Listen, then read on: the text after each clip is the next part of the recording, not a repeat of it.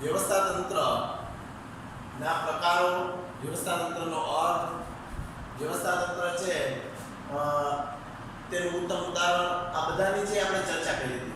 આપણે જોયું હતું કે વ્યવસ્થા તંત્રના છે કુલ 5 પ્રકાર છે. રૈખિક વ્યવસ્થા તંત્ર, કાર્યાનુસાર વ્યવસ્થા તંત્ર, વૈદિક વ્યવસ્થા તંત્ર, અવૈદિક વ્યવસ્થા તંત્ર અને શ્રેણિક વ્યવસ્થા તંત્ર. તેમાં આપણે ગયા લેક્ચરની અંદર છે રૈખિક વ્યવસ્થા તંત્રની છે તે રચના, એની વ્યાખ્યા અને કયા સંજોગોમાં અનુકૂળ છે તેના વિશે આપણે વાત કરી હતી.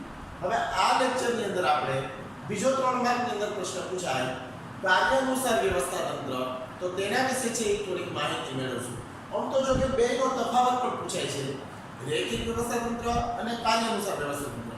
આ બંને આપણે સમજી લઈએ એટલે બંનેમાં ચાલે. તમે એની રચના પણ છે લખી શકો અને એનો અર્થ પણ લખી શકો અને ટૂંકા પ્રશ્નમાંથી પૂછાતા હોય તો એમાંથી પણ છે તમે તૈયારી કરી શકો છો. તો અત્યારે આપણે આજે કાર્યાનુસાર વ્યવસ્થા તંત્રનો અર્થ, કાર્યાનુસાર વ્યવસ્થા તંત્રના ઉદાહરણો કે કયા સંજોગોમાં અનુકૂળ છે અને તેની રચના વિશે છે એ થોડીક માહિતી છે મેળવશું. તો વિદ્યાર્થી મિત્રો ધ્યાનથી આ પ્રશ્નને છે એ આપણે સમજીએ. બોર્ડમાં પણ છે આ પ્રશ્ન 3 ગુણનો છે એ પૂછાઈ શકે છે. તો આપણે જોઈએ કે કાર્યાનુસાર વ્યવસ્થા તંત્ર છે એની વ્યાખ્યા સૌપ્રથમ. કાર્યાનુસાર વ્યવસ્થા તંત્રની વ્યાખ્યા જોઈએ પહેલા તો કાર્યાનુસાર વ્યવસ્થા તંત્ર અસ્તિત્વમાં શા માટે આવ્યું? તો કે રૈખિક વ્યવસ્થા તંત્રની મર્યાદા દૂર કરવા માટે કાર્યાનુસાર વ્યવસ્થા તંત્ર છે એ અસ્તિત્વમાં આવ્યું છે. કાર્યાનુસાર વ્યવસ્થા તંત્રની અંદર કાર્યોને છે વધુ મહત્વ આપવામાં આવ્યું છે. રૈખિક વ્યવસ્થા તંત્રની અંદર વિભાગોને મહત્વ છે, તો કાર્યાનુસાર વ્યવસ્થા તંત્રમાં કાર્યને વધુ મહત્વ છે. કાર્ય એટલે કેવું કાર્ય? તો લખ્યું છે કે વિશિષ્ટ જ્ઞાન ધરાવતી નિષ્ણાત વ્યક્તિને ચોક્કસ કાર્યની જવાબદારી સોંપવામાં આવે તેવા વ્યવસ્થા તંત્રને કાર્યાનુસાર વ્યવસ્થા તંત્ર તરીકે ઓળખવામાં આવે છે. વિશિષ્ટ જ્ઞાન એટલે કેવું? દાખલા તરીકે દરેક પાસે છે એ અલગ અલગ આવડત હોય છે, બધા પાસે એક સરખું હોતું નથી.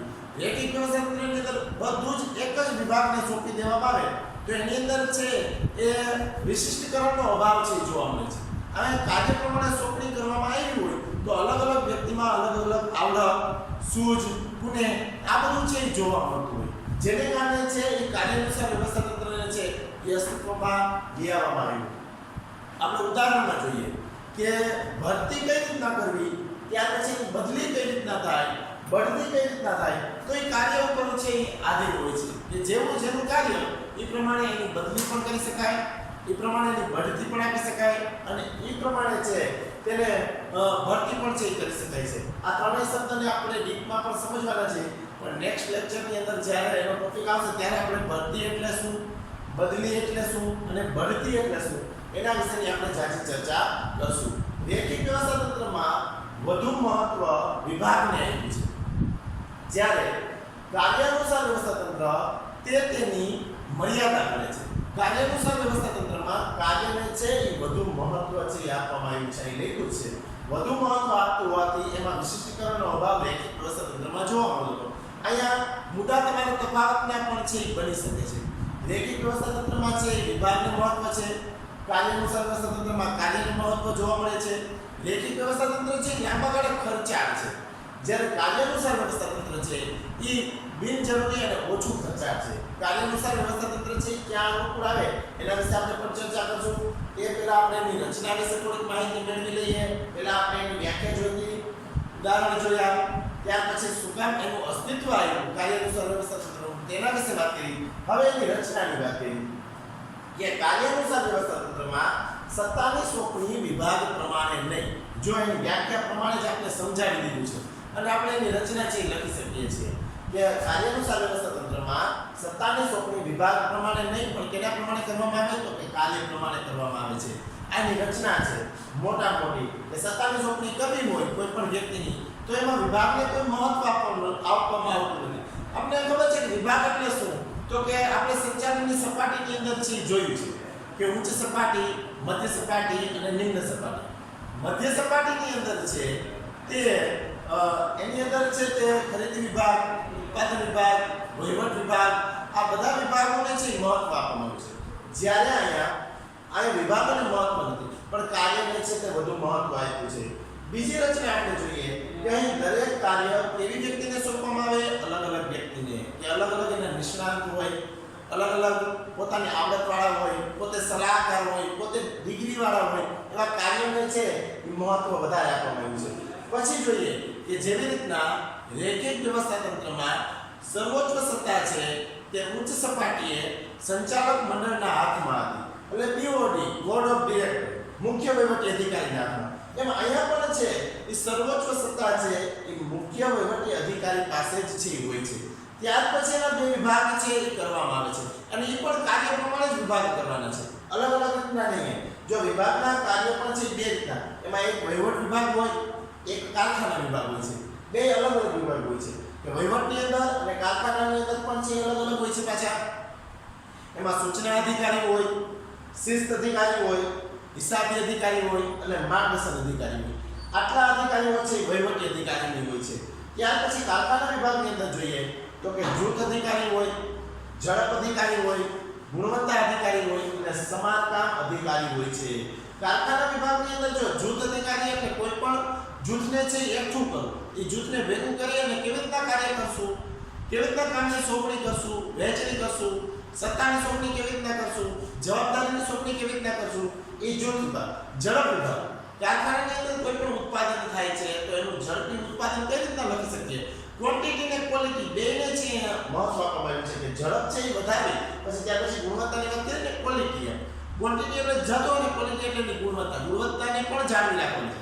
આપણે જોઈએ કે એનું ઉદાહરણ છે એ બાલાજી વેફર્સ છે, એનું આપણે ઉત્તમ ઉદાહરણ છે કે આપણે અહીંયા ખાઈ, મુંબઈમાં ખાઈ કે વિદેશમાં ખાઈ, બાલાજી વેફર્સનો સ્વાદ છે એ કોઈ પણ બદલતો નથી. પાર્લેજી બિસ્કિટ હોય, બાલાજી વેફર્સ છે, કોઈ પણ તમે લઈ લો, એનું ઉત્તમ ઉદાહરણ છે કે આપણે અહીંયા પણ છે એવો જ સ્વાદ આપે છે, બીજી દરેક જગ્યાએ એવો સ્વાદ આપે છે. તો એની અંદર છે ગુણવત્તાને વધુ મહત્વ આપવામાં આવ્યું છે. અને ત્યાર પછી સમારકામ, કોઈ પણ ખર્ચ હોય, કોઈ પણ દાખલા તરીકે છે એ કંઈ પણ ભાંગતૂટ હોય અથવા બીજું કોઈ પણ હોય તો એ સમારકામ છે એ પણ કારખાના વિભાગની અંદર છે જોવા મળતું હોય છે. સૂચના અધિકારી, વહીવટી અધિકારીની અંદર એ બધાનો સમાવેશ થાય છે. શિસ્ત, સૌપ્રથમ છે શિસ્ત છે એ આયોજનમાં અસરકારક હોવું જોઈએ. શિસ્ત છે એ અસરકારક એક પ્રકારની અસર ઊભી કરે છે. શિસ્ત દ્વારા છે એ માણસ પોતે આગળ છે વધી શકે છે. આમ હિસાબી, માર્ગદર્શન, શિસ્ત અને સૂચના એ વહીવટી અધિકારીની અંદર આવે છે. આપણે રેખિક વ્યવસ્થા તંત્રની અંદર જોયું કે કયા સંજોગોમાં અનુકૂળ છે રેખિક વ્યવસ્થા તંત્ર, તો કે જ્યાં એકમનું કદ નાનું હોય, શિસ્તના પ્રશ્ન ઓછા હોય, આ બધાની અંદર છે રેખિક વ્યવસ્થા તંત્ર છે એ જરૂરી હતું. તો અહીંયા કાર્યાનુસાર વ્યવસ્થા તંત્ર, તો એમાં વિભાગોનું કાર્ય છે એ અલગ અલગ થતું હોય, ત્યાં છે એ કાર્યાનુસાર વ્યવસ્થા તંત્ર વધુ અનુકૂળ આવે. જ્યાં એકમનું કદ છે એ મોટું હોય, કાર્યની વહેંચણી છે એ કરવામાં આવતી હોય, એના માટે સામાન્ય જ આપણે એક છે વિચાર કરીએ તો કોઈ એક વ્યક્તિ છે એક કારખાનું રાખે છે, એને વધુ નફો થાય છે તો એ બીજું કારખાનું લેશે, તો એ બે જગ્યાએ છે ધ્યાન આપી શકશે નહીં. કાર્યની છે વહેંચણી કરવી પડે, એને સત્તા, જવાબદારી આ બધાની છે વહેંચણી કરી દે, એટલા માટે છે કાર્યની વહેંચણી થઈ જાય. એટલે અહીંયા કાર્યાનુસાર વ્યવસ્થા તંત્ર છે એ અસ્તિત્વમાં આવે છે. તો વિદ્યાર્થી મિત્રો, આપણે બે છે ટોપિકને સમજ્યા, એક રેખિક વ્યવસ્થા તંત્ર અને કાર્યાનુસાર વ્યવસ્થા તંત્ર. બંનેને છે તફાવત દ્વારા પણ આપણે બોર્ડની અંદર આ પ્રશ્ન 3 ગુણમાં પૂછાય તો એને પણ લખી શકીએ છીએ કે કાર્યાનુસાર વ્યવસ્થા તંત્રમાં કાર્યને વધુ મહત્વ છે, રેખિક વ્યવસ્થા તંત્રમાં વિભાગોને વધુ મહત્વ આપવામાં આવે છે. ત્યાર પછી બંનેની વ્યાખ્યા છે આપી શકાય છે, સત્તા અને જવાબદારીની સોંપણી કઈ રીતના કરી શકાય છે. ત્યાર પછી રેખિક વ્યવસ્થા તંત્રની અંદર વિશિષ્ટીકરણનો અભાવ જોવા મળે છે, કાર્યાનુસાર વ્યવસ્થા તંત્રની અંદર વિશિષ્ટીકરણ છે વધુ જોવા મળે છે, કારણ કે તેમાં નિષ્ણાતો અને સલાહકાર હોય છે એટલા માટે. એટલે આ રીતના આપણે એને તફાવત સ્વરૂપે પણ છે યાદ રાખી શકીએ છીએ. તો વ્યવસ્થા તંત્રના કુલ 5 પ્રકાર હતા, એમાંથી આપણે 2 પ્રકાર છે એ ભણી ગયા છે. હવે પછી નેક્સ્ટ લેક્ચરની અંદર આપણે વૈદિક વ્યવસ્થા તંત્ર અને અવૈદિક વ્યવસ્થા તંત્રનો છે એ અભ્યાસ કરીશું.